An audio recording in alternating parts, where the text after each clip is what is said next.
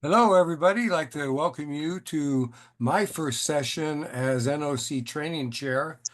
Wearing a different hat from other years that I've done this, but some things that are quite familiar this year are that we are going to have Zooms, and we're going to begin, as we have in the past, with Zooms over rules.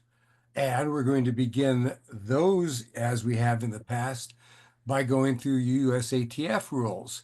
And we have the very great pleasure of having Mr. Dick Boyd from the Indiana Association take us through things. Dick, can you do a little introduction of yourself and then let me know when you want the screen share? Uh, you're going to share the PowerPoint, right? And you work that, or am I going to do that? I'll do that. Okay, very good. Hmm. Dick Boyd. For some reason, I can't figure out how to get this Key West photo off of my background so you could see who I am, but we'll work this way. I was just reelected as the National Rules Chair for one more time. We will get along, Scott and I and Jamero will be working closely together with certification. I guess that's, do you need anything more? How long have you been involved in what you're doing here in this Too capacity? long. I started track and field, coaching track and field 51 years ago. I'm in my 51st year of teaching, still going at it. Wow. When I interviewed for my first job, they asked me if I knew anything about track, and I said, yeah, it's run on an oval and you run fast and turn left. And they said, okay, you can be our track coach. And so that's the start that I had. And then sometime in the later years, Keith Mitchell, and probably many people have heard that name, called me one time and said, hey, we need some help at the Hoosier Dome for the NCAA championships. And I said, well, I don't know much. He said, well, that's okay. We'll teach you. So I went down to Indianapolis that Saturday, and Keith, my really one and only time I've been an umpire, gave me a flag and says, you see that chair down there in that curve? And I said, yeah. He says, go sit in that and never raise those. And so that was my introduction to officiating. And then after 29 years of coaching, got tired of hearing the baton hit the floor. And so it was time to move to something different. And then I was able to find some great mentors around. Well, actually, Keith then came up to me about 5 years later and said, by the way, you're going to be our pole vault guy for the state. And that's going to be kind of interesting, since when I was coaching, I always make sure I hired somebody that knew that.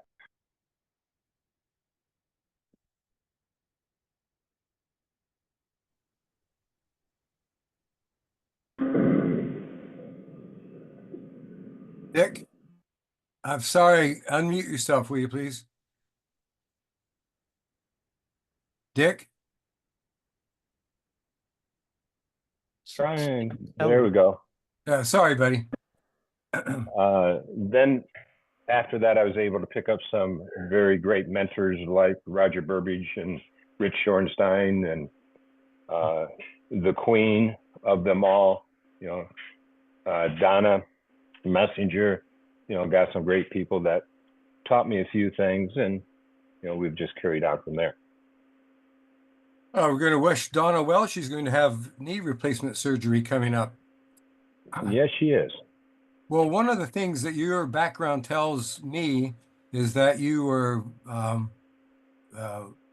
an intrepid fellow. You didn't say you couldn't do something, even though you had no practical experience with it. You gave it a try, and things developed from that. And I think that's a very instructive lesson for anybody who's in officiating. Yeah, I would agree. And uh, we all have the capability of doing something. We just have to put the effort into it and have in mind, yeah, we're going to make a mistake, and then we just live with that mistake, learn from it, and then go on to the next. You're here. All right, you ready? I was born ready. Well, that's what my mother said anyway, that I was born ready. Yeah. Okay. Well, you're at there we go. We got the first slide now. Okay, let's talk a little bit about the rule book itself. We are in the process right now of editing the new rules into the rule book. Been going through the last few days or last week, going through the PDF version. I would assume for everybody that the PDF version for USATF we will make available within the next couple of weeks. I think it's pretty close. I've got my part done. If everybody else did their part, I think we're in business. Then the hard copy of the rule book will be available, normally is available at about the time of the indoor championships, which is in late February. So you'll have kind of a time span of when you would be able to pick these up. What you'll be seeing today when we go through these slides is the actual wording that you will see in the rule book, not the wording that we saw when we were at the annual meeting and that you find on the document library at the annual meeting. So it is actually the wording that we have right now within the rule book. Okay, Scott, you want to go to the second one? I do. Hold on here. Okay. Okay, this is a slide that we saw at the annual meeting. Other than on the left-hand side, you will see the link for you to go to if you wish to go to the document library and take a look at these things that we were discussing. When we go through a rules year and even a non-rules year, we'll meet a couple times virtually after August, which August 15th is when any rule changes need to be submitted. Then sometime shortly after that, we get together as a USATF rules committee and go through these rules and make some suggestions. And that's what you see. The first number that you see, the 1, is the item number. The next one is what we did within our virtual conference. And then the last was the action that we took place at the annual meeting. On the right side, you'll see what the numbers represent, and that's when we had our conference. From editorials to housekeeping things, we're already doing that. We don't need to make that change, recommendations, and so on. And then below that, you can see what we use in the third column of each section, dealing with whether we're going to suggest that we adopt these or adopt them with amendments or reject them, withdraw them, those type of things. You can see this year we were over 80 plus rules that we went through. You notice towards the end, there were some blanks because they weren't in the conference, but they were some things that we split up some rules because we wanted to adopt some of them and some of them weren't ready to adopt. So that's why you see like 78A and 78B.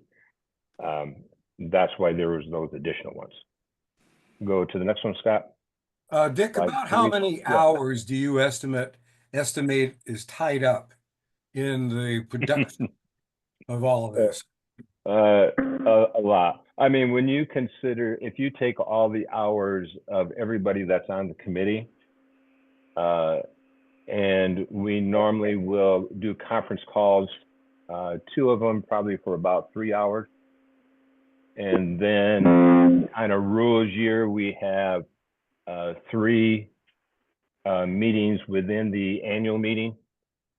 So you take those 3 hours times 3 days, that's 9, and 2 more of those. So we're talking 45 hours per person that we're putting into this, and that's before the editing feature And then John Blackburn puts in a whole lot more than that. And with his editing, and so does Pod, he puts in, a whole lot more hours than the rest of us do as well. By pod, you mean Bob Podkaminer, Yes. Pacific Association. Okay. Uh-huh. You want me to go to the next one? We do. And we'll start looking at some rules. Now, what I did was make a selection of rules that kind of involve us in events.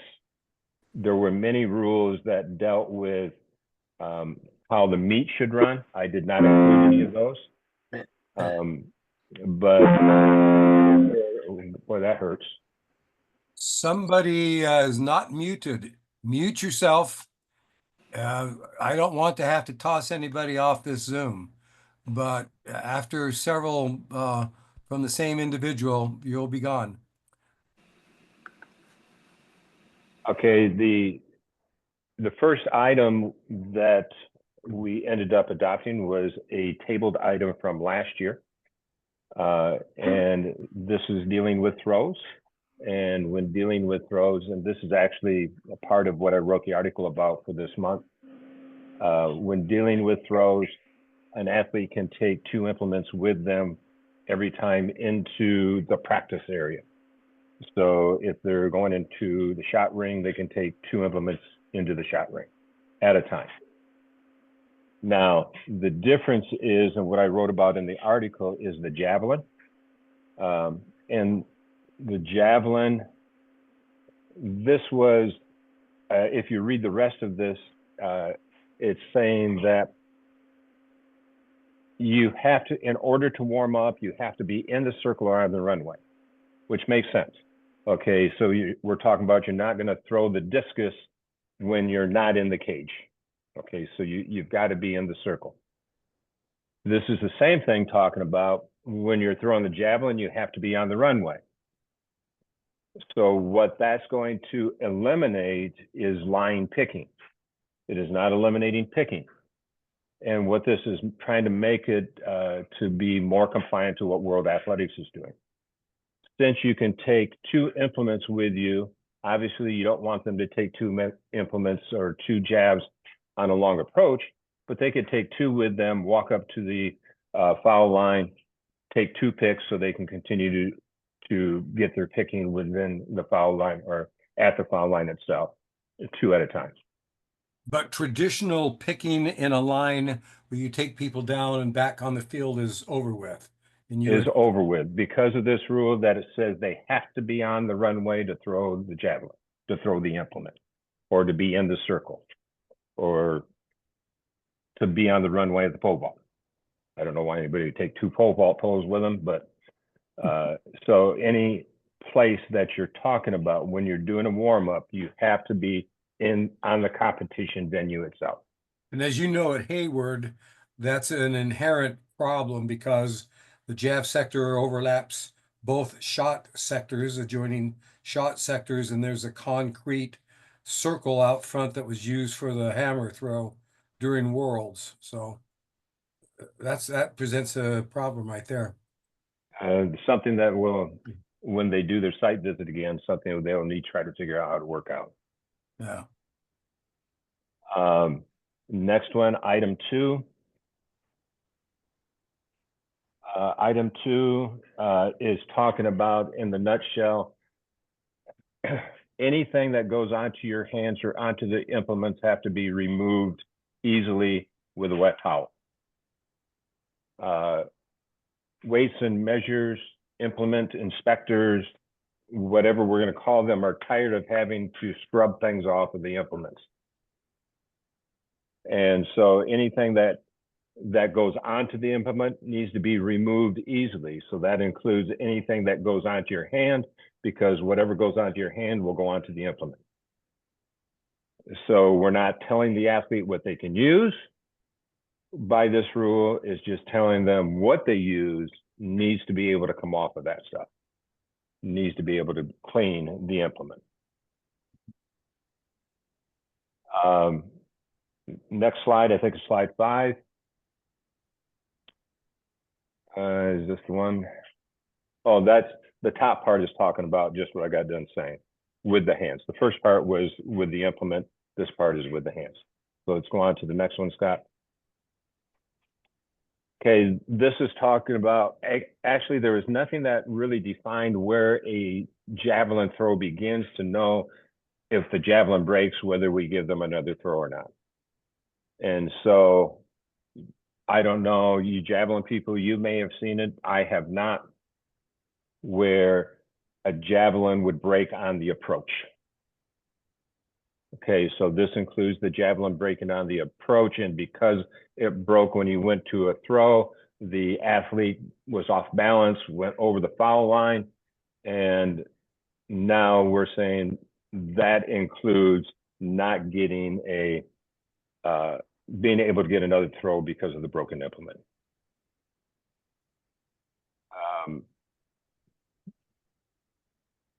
The next portion is not a portion of that same rule, but the next rule is talking about officials should not serve in dual capacity.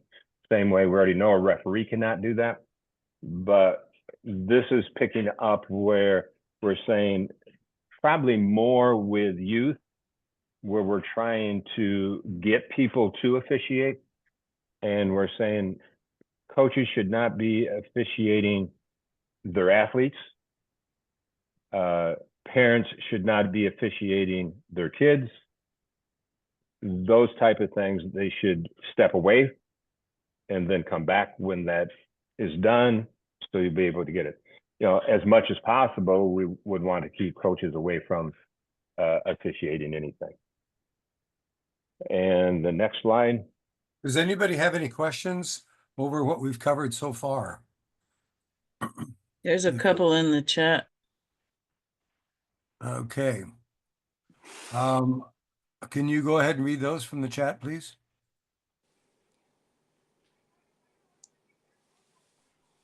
Scott, Yeah. this is Sydney. Hi, Sydney. Question relative to warm-ups.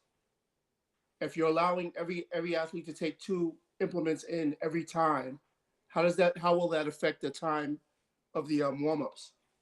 That's still going to be How has up to the official as far as you get down to a time, you're probably going to make a change and say, now we're taking 1 implement in, and then we start. And it would be the same thing when you make the announcement in the javelin. When you're taking a full approach, you're using 1 implement. So that is a part of the control that the official does have. It just says you can't have more than 2 implements. Does not say that you can't have 1 implement. That's where the World Athletics rule is very useful, where you control the number of throws that you allow in warm-ups and make sure everybody has an opportunity to have the same number if that person chooses. And that's the big point right there, which Scott just mentioned, is we want to be fair to all athletes. So all athletes should have the opportunity to have the same number of throws or warm-ups. Another question? So I put in the poll, Pacific Association, I put in the message there. So a kid is going to go way out in the discus field and go bowling is what we call it. They spin the discus out of, try to make it go straight. So they get the grip and the hand just right. And this means that's not allowed. And then also if they're way out there, they can't just be throwing the discus around. As soon as we start our practice, that they're done. I mean, our warm-ups only in the ring, correct? Correct. That is correct. This is not a That's all I practice. needed. This is not a practice. This is the competition. Okay, could you explain the hand signals So or we haven't got to that one yet, right? No, we Yeah, haven't. that was in the first one. in, Oh, the in the first field? Was it in the first one? It Okay. was. You want- It was. I knew it was in there someplace, but I didn't know where it was. That one was tabled from last year as well. And what this is talking about, there should be, and first thing, it's a recommendation. It's not a rule. And so the recommendation is that only 1 set of flags be used in a field event, whether it be at the ring or whether it be a javelin or whether it be a discus. Most likely where it comes into place is the javelin. Yeah, call them flats. And so I don't know any place probably in verticals or horizontals where you need two flags. So we're talking about it having to take place in the throws. And so the recommendation, and this is again not a rule, it is, I guess we could call it a best practice, but it's a recommendation, and this is something that would be worked out with the lead and also the referee, what they want to do. And what they were mentioning, what's mentioned in the rule is specifically, well, for the ring throws, that one person would have the flag, the other person across from them or at the back side of the ring would have some type. It could be an open hand. It could be, I've seen a lot of officials use green and red cards, small enough to be able to put in their hand to be able to show the person with the flag. Or white and red, since green and red are indistinguishable by colorblind. Yeah, you know, and a good point, Scott.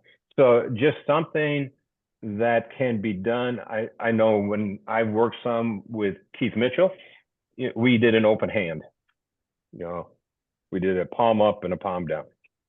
And we try to make it, you know, as discreet as possible. So not everybody in the world is seeing what's going on. And it would be the same thing with this card. So that is something, again, that the lead and the referee would decide how they would want to do that. And again, it's a best practices. And the javelin, what they were discussing, and most of us do this anyway, or I've seen it. If it's outside the sector or on the sector line, you're pointing with your arm that is out of the sector. Okay, I think that's kind of universal all the way through. If it's a foul, then they're talking about having the hand out in front of them, parallel to the ground with the palm down. If it's a flat for the javelin. And then the other, if it's not a flat, to me, if it's not a flat, I would say you don't do anything. Yeah. But the recommendation that's in the rule is that you raise the hand straight up in the air, and that would tell you that it's not a flat. So those things can be worked out by the crew, how they want to be able to handle that. And actually, by this rule, it does not say that you can't have two sets of flags. It's just being recommended that you don't have two sets or more. So in the javelin, it sounds like we're going to have an official in the warm-up area.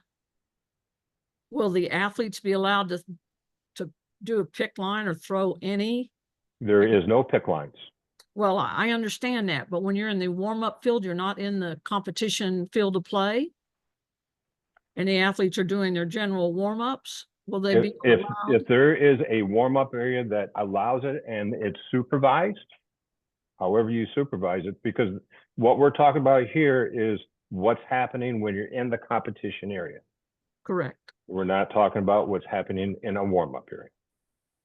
But I would assume people would want to treat it the same way as they do in competition area. Hey, excuse me. This is Sidney Watson with the Florida Striders in Jacksonville, Florida. Does this rule just for USATF meets, or this going to be a standard thing that can be a recommendation for NCAA or high school when they're doing the javelin? Right here, what we're talking about right now is USATF. What NCAA in high school does is what NCAA in high school does. But all right, thank you. Normally what starts here ends up that at the other levels at some point. Thank you. And it's all safety type stuff, you know, and that's the main purpose behind the whole thing is some safety. Appreciate it. Yep. Dick and Scott, this is Ajay. May I chime in? I was involved with both of these rule changes. Sure, Ajay. So both of these rule changes actually started with alignment with World Athletics. And both of these things we had seen at World Athletics Championships where things were done differently. And as the World Athletics alignment wind was taken off, we started looking into what can we do and why do they do it that way and should we do it the same way? And that was the impetus behind both of these. At a number of competitions where I've been, where two sets of flags were used in javelin, especially by the sector judges, or landing judges, we call it. Depending on how experienced those judges were, there's a potential of confusion with two sets of flags with two different colors showing up and confusing sometimes the athletes, sometimes the coaches, sometimes the spectators. And doing away with two sets of flags could be a good thing in javelin. The last point on that open hand raised up and down World Athletics guideline, and this is, as Dick said, this is not a rule in the sense that it's not in the technical rules section of the World Athletics. It's in the competition rule, meaning procedural rules. So there it does not talk about what to do if the javelin does land properly, not as a foul, not as a flat. We, in our discussion of this rule on how to implement what World Athletics does in our own USATF rules, felt that there was a need to be unambiguous and have a hand action not only for a foul, but also for a proper landing. And that's why the hand above the head came up. So there was a clarity on whether it was a foul as well as not a foul without the use of a second set of flags. I hope that helps. Thank you, Ajay.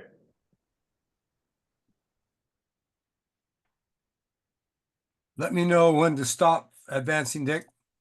I think we're ready. Well, I'm not sure where we're at. We've Okay. done this one. Okay. Javelin And the breaks. broken javelin. Oh, and We did that. This is what Okay, here we are. right here. Okay, what this Rule 159 note is saying, something that has been happening in the last couple of years anyway. We're finding in many cases radios aren't working the way that we want them to work. And so this allows the games committee to say, we will have cell phones in order to communicate between the event and the referees, or the event and the timer, or wherever we need to do for the meet itself. And we're not going to be searching NASA and seeing what's going on there.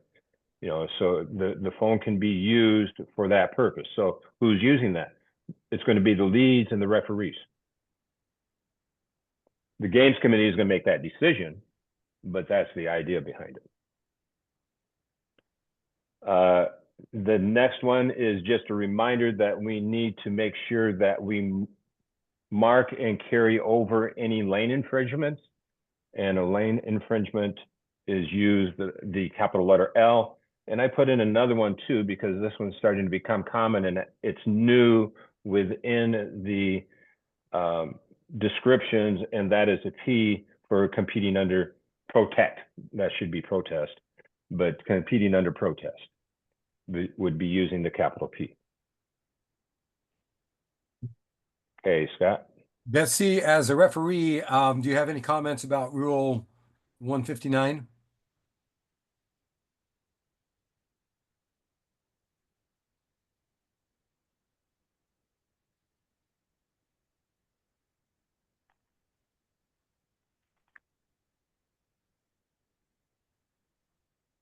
Okay, I'll go ahead and advance. Okay. This is the whole rule. The difference, or the new part, is actually towards the end. And what this is talking about is mostly with masters, but it could be involved in anybody else. That as long as the hurdle is not lowered in any way, such as tilting the hurdle, knocking it over, those type of things, you can go over the hurdle any way you want to. So we can have Roger Burbage go ahead and be a hurdler now. And if he just gets up to the hurdle, and we've seen this many a time in masters, where they get up to the hurdle and they step over the hurdle. As long as they don't have the trailing leg and they don't lower that hurdle in any fashion, you can get over that any way you want to get over it. Yeah, I'd like to see Roger do that too.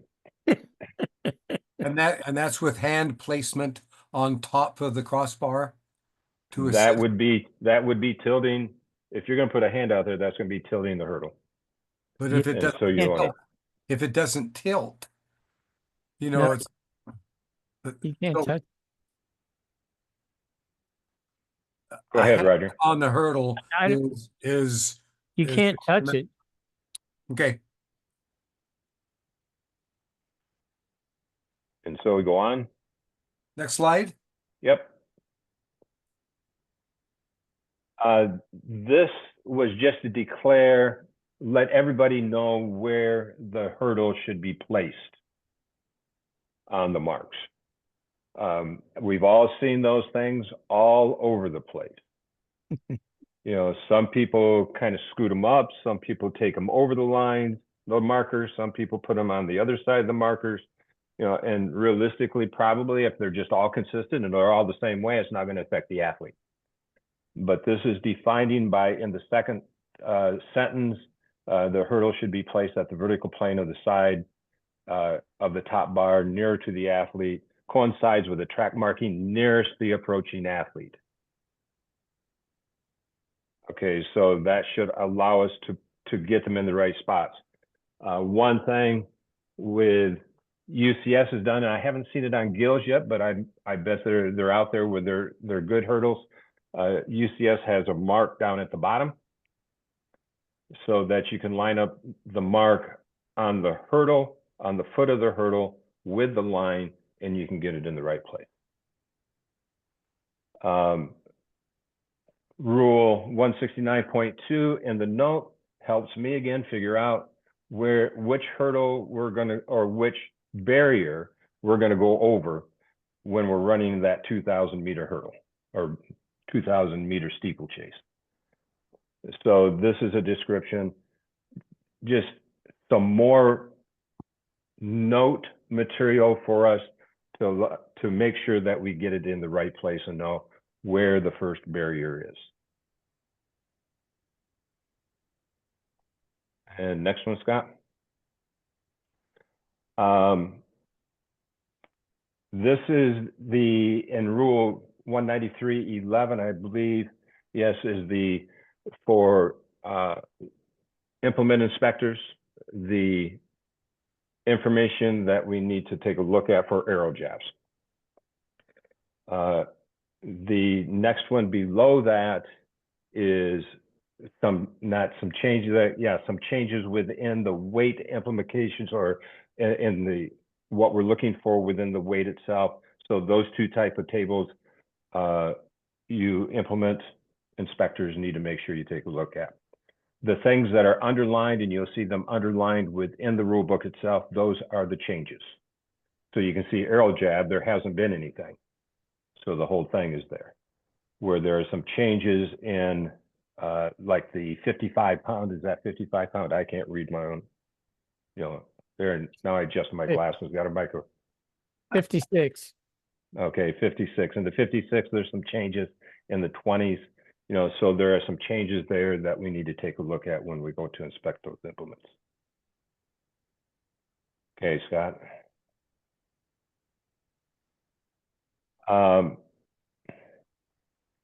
This was brought about by somebody that says, where in the heck is the combined event scoring tables?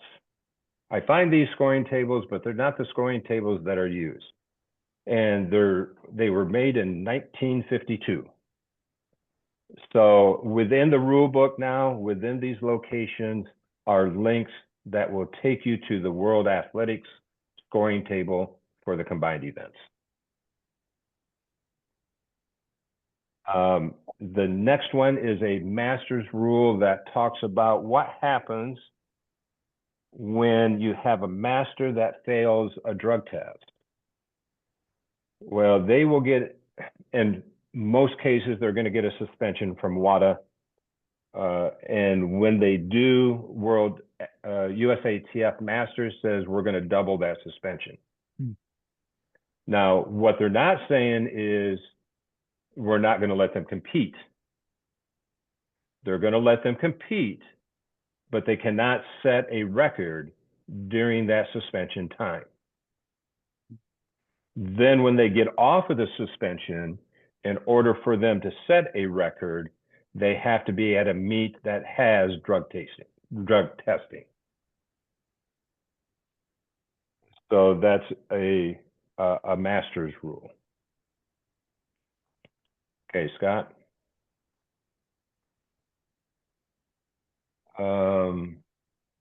There has been some changes in hurdles. The first change is going to be in the youth. I think it's 13, 14. I'd have to look that up for sure, but I think it's 13, 14s. They're going to run the 36s. Yeah, it's 13, 14, Dick. Okay, thank you. So the 13, 14s are going to run the 36s.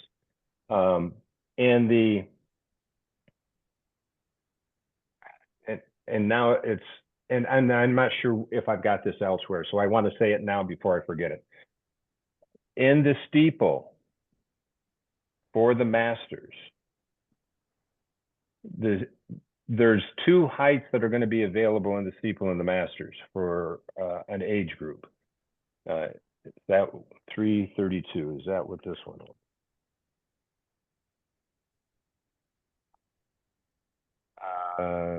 Slide 12. Do you have any idea what slide we're on, Scott? Oh, gosh, Dick, let me see. This looks like number 9. Slide 9. Okay, so that's coming up. Oh, somehow on my I notes. think it's slide 12, Scott.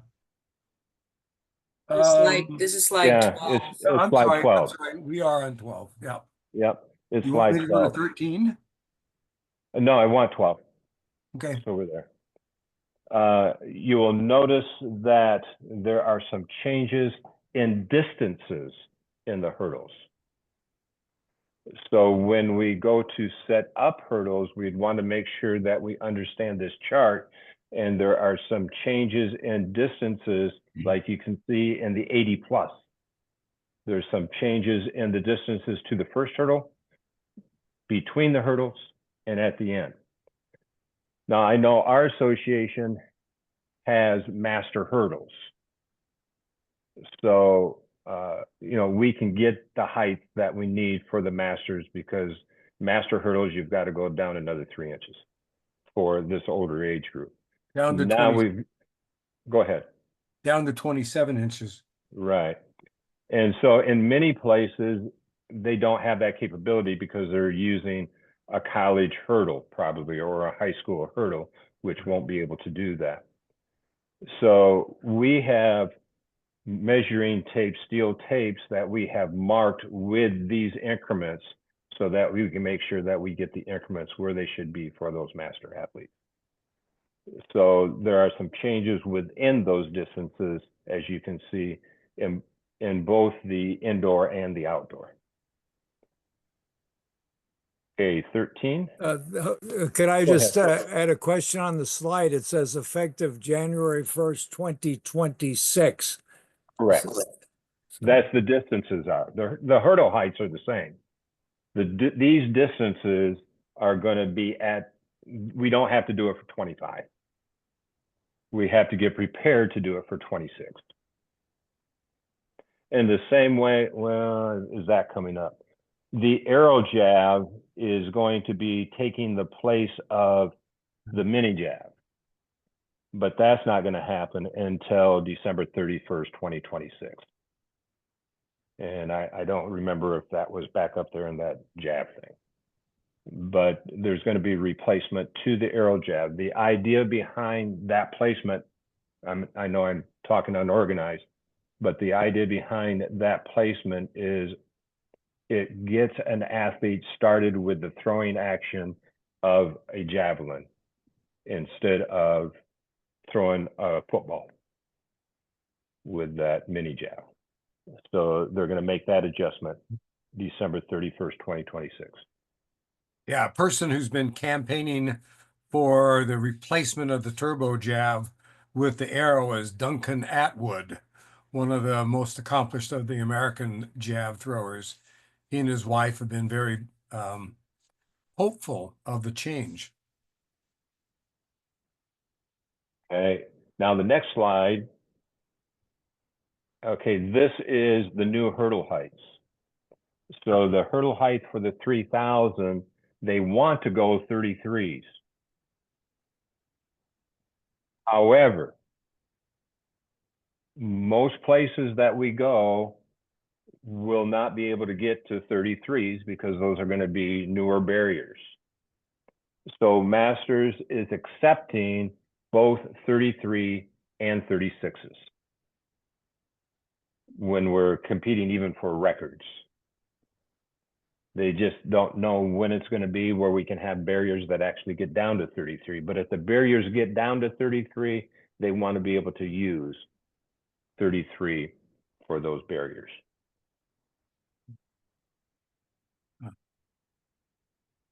And again, that's compliant with WMA.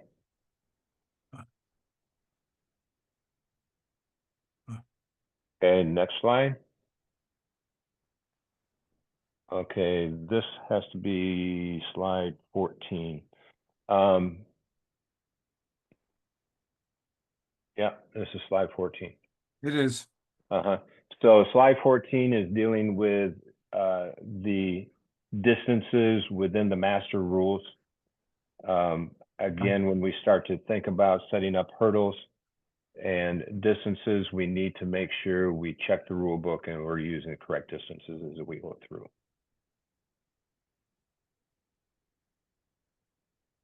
Okay, Scott, next.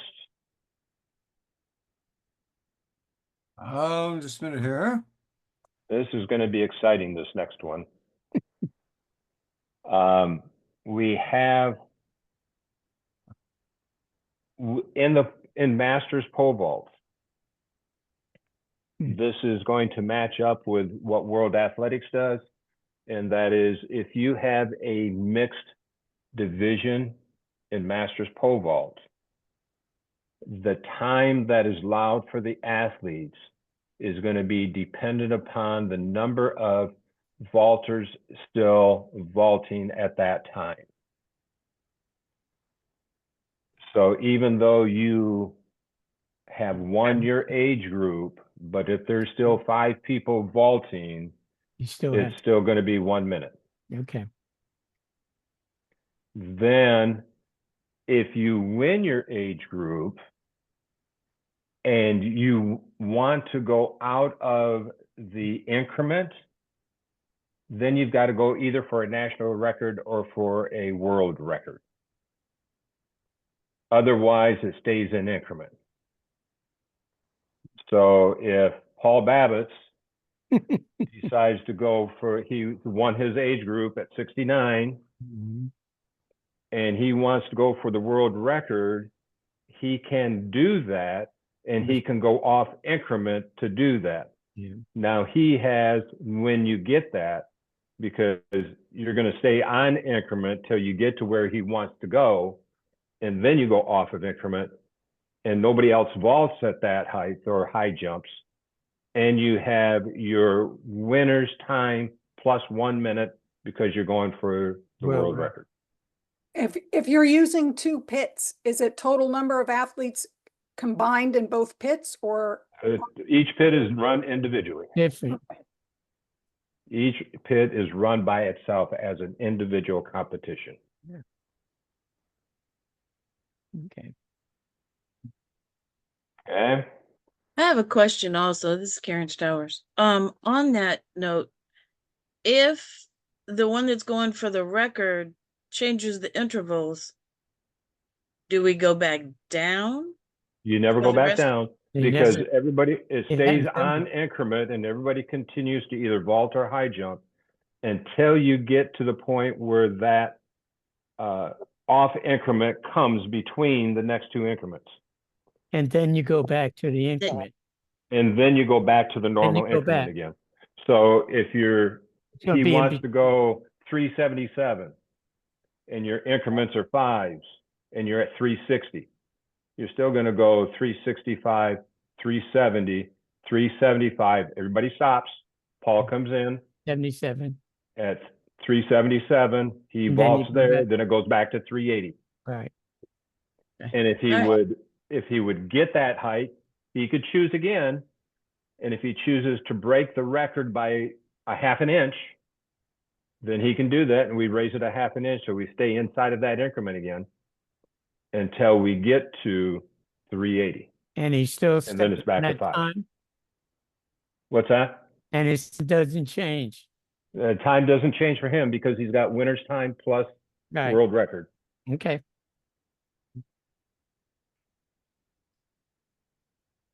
Okay. That's probably as clear as mud. No, that's fine. Okay, I think we're ready to go on, Scott. Wow. Oh, no, go back. That's gonna be talking about something different.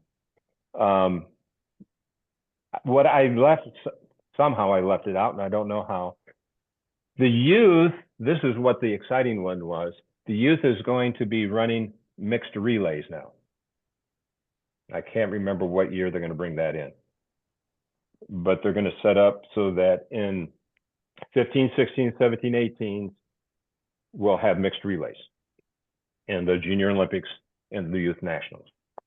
I think they, at the meeting, we said 2026.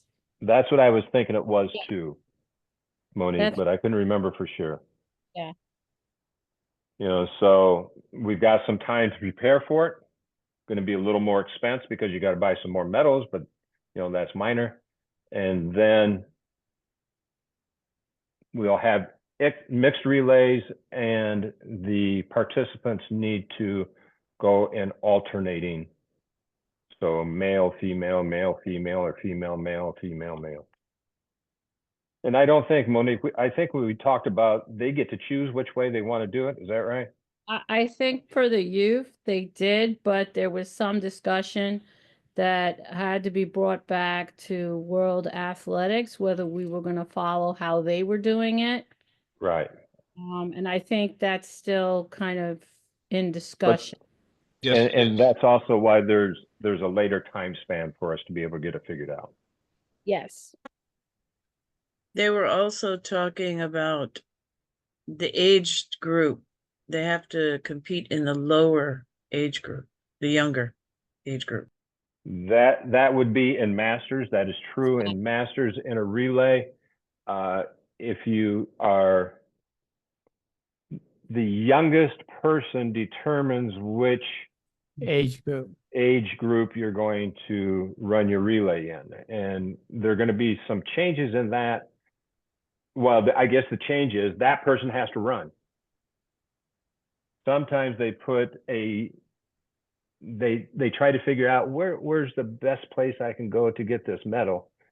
And so they try to find the youngest person to get them into that age group. And then they never run them.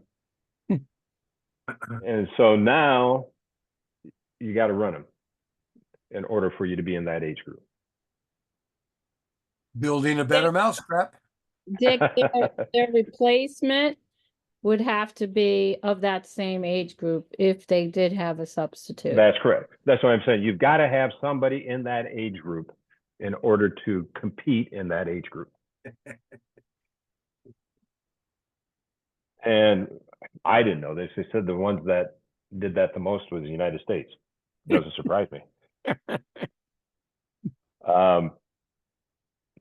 That's kind of it for the rules. The next part is going to be talking about what should you do if you decide that you want to change a rule. I'm not going to take the time to go through this because this is not a rules year. But I imagine Scott is going to send this out to you. Is that right, Scott? Send the PowerPoint out? Be happy to. I thought you would be. So if you would like the PowerPoint, you need to let either Scott or I know, and we will make sure that you get that PowerPoint, or we can send it to the certification chair so they can have it.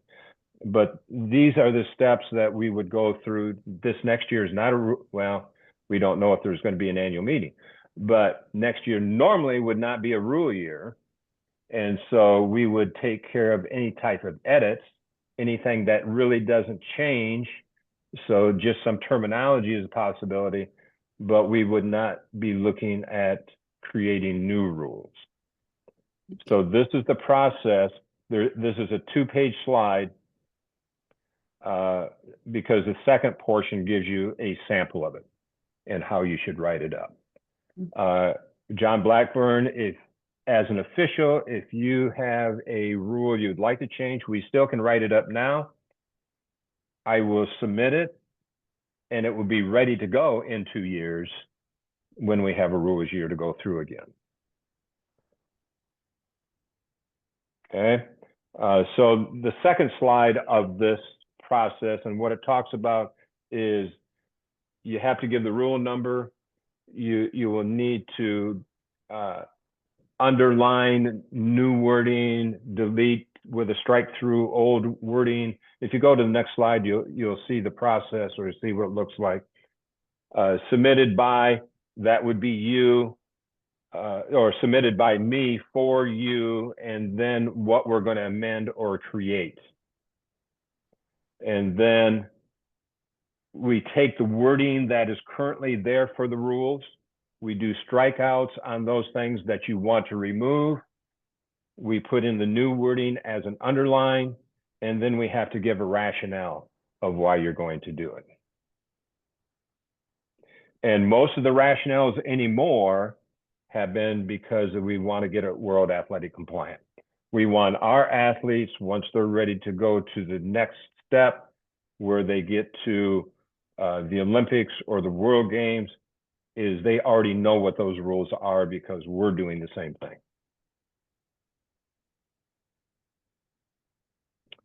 And then the final slide is my contact information if you need to get a hold of me. And I will say that if you send Dick an email, you don't have to wait around until the cows come home for a response. Dick is very good about getting back with you. Well, it's time for questions that you might have so that we don't keep Dick beyond his beauty sleep. Well, the biggest problem with that was, I mean, I did have school today, but it was tough. The picture that you see where my name is at, that's at Key West. So I was at Key West with the Vault in Paradise. And so I didn't get back into town until about 2 this morning. And so getting up for school and trying to stay awake at school was kind of interesting, but we're going to make it. I have a question about an implement. I heard a rumor that we're going to go to the World Athletics rule for the weight throw. And because in Europe, they allow the links like the 3 links over there, that we're going to start seeing them over here, and we need to allow those. That is nothing within our rules right now. Okay. But if that is going to be, I didn't think World Athletics threw the weight because they don't have indoor. Yeah, They have short track and long track. And I didn't think, and if they do, you know, I'm not that big a weight or throws person, but if they do, and there is something like that, that will be something that comes up because we do want to match whatever World Athletics has.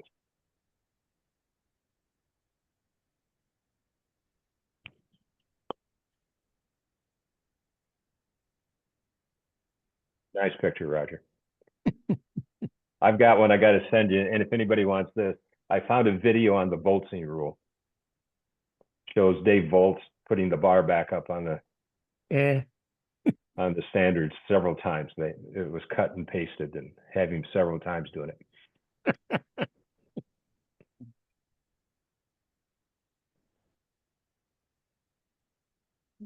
Anybody else, if you would like to ask a question, please don't hesitate.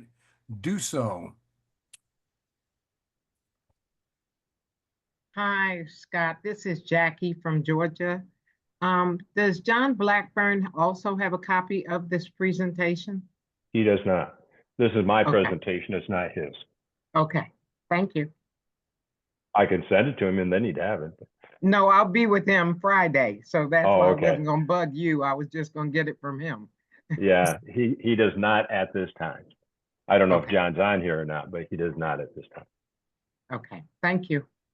And I will do what seems to me to be a reasonable thing, which is to send requests for communications to go to officials, send that to CERT chairs for them to forward members of their association. And this is the same presentation we will use this weekend in our clinic. And also Kentucky's, I think, going to use it. Scott, Yes. I